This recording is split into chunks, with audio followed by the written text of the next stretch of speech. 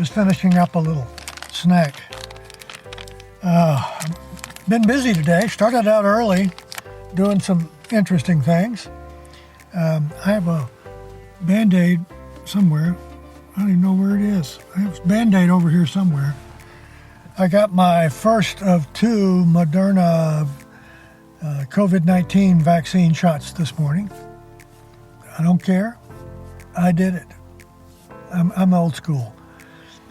I had a good time doing it. It was interesting. When I was a kid, my family used to go to the health department, the public health department in Gainesville, Florida. Go Gators. We used to go to the public health department to get our shots. There's a couple of reasons why. I won't go into all of them here. But I remember one time I went to get one of my shots. I don't know which one it was. In those days, when you got a shot, the needles and the syringes were separate pieces. And they would screw on a needle onto a syringe, then fill it, give you a shot. They would toss the syringe, and then they would sterilize the needle. And it worked out pretty good. You know, that's the way the technology was then. They didn't have the heavy technology you have now where everything is kind of made together and works really well. There were 2 problems to this. One is, there were huge needles. I describe them as being 12-gauge wire with a hole in them. 12-gauge wire is pretty good size. I mean, they were really big needles. And the other thing is that sometimes not everything got screwed on tight. It required whoever was doing the shot, whoever was administering the shot to you, had to make sure it was screwed on tight.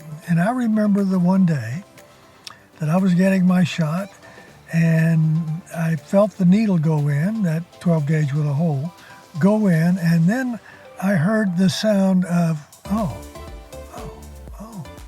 just as my arm felt wet. And I looked over at my arm, and the needle had come loose from a syringe. The syringe had pumped out all the liquid, sprayed it on my arm, and the needle was now sticking in my arm. So I'm going, what are they going to do? So the nurse just simply filled another syringe, screwed it into the needle in my arm, and gave me my shot.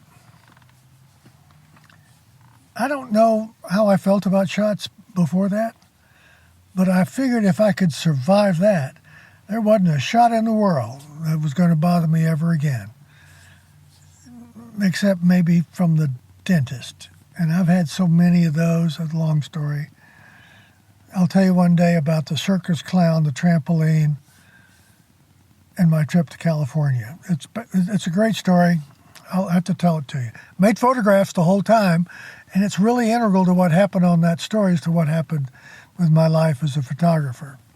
That's another tale. We'll get to it one day. I have to put together all the pictures to show you the story. All right, so I got my shot, and it took a little while. Then I had to sit and wait to see if I had any reaction. My only reaction was I got sort of upset because I had to sit there for 15 minutes, not do anything. I took my phone and read some news stories. I did my thing. All right, it's a great day. The sky is perfectly clear. I think it started out at 17 degrees today, and I think it warmed up to 28. I don't know what it is now. I think 28 was what the forecast was.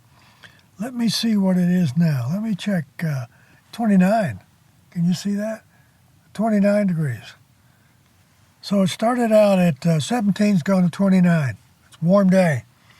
So I've been out this afternoon looking for some pictures, trying to find something that would tell the story of what's going on, which is what I try to do as many days of the week as I can. Today is rather interesting.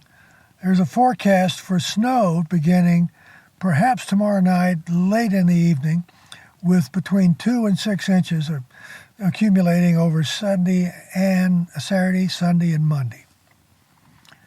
So I'm thinking, okay, well, this is going to be good because I'll be able to shoot some snow pictures. And if it's going to be snowing from Saturday night and all day Sunday and part of Monday, it'll give me an opportunity. And the farm on Monday will have all sorts of snow on it. So this is going to be good. And then I'm going, what the heck am I going to do today? It's Friday. There's nothing going on today. Except for one thing, and that's going to be my final photo. I don't know which of the two sets of pictures I shot will be my final photo, but I know they will be. And this is kind of a lesson for news photographers, for people who are trying to find pictures that tell the story of the day. I used my drone to get an angle on something I shot with my regular camera, but I also shot it with the drone. The new thing that cities are now doing, they're not waiting until the snow hits to put down salt and sand, or salt and coal, or salt and whatever they put down now. The city here is spraying a salt and chemical brine on the roads while they're still dry, before the snow even comes. So if you drive down the road, you can see there's 8 to 12 little paths of liquid that have been laid on the road. And when you go through an intersection, they're going all different directions. So I shot today with the drone, looking down on the patterns of all the salt that's been laid. It's a different view, an unusual view in that because we're a relatively small city with a relatively small amount of traffic on Friday afternoon and middle afternoon, I was able to get some unobstructed views of some of this, and it looked pretty neat. And I'm sure that's going to be my final photo. The thing that made it interesting was it's not something that I had done before, in that I got to use the drone. I've shot this sort of thing before. I know they do this, and I've tried to shoot it before. Sometimes it doesn't really snow for another day or two, and that brine that gets laid down will become a dust across the roadway, and the roads will be white. And I photographed that a couple of times. It was never really good.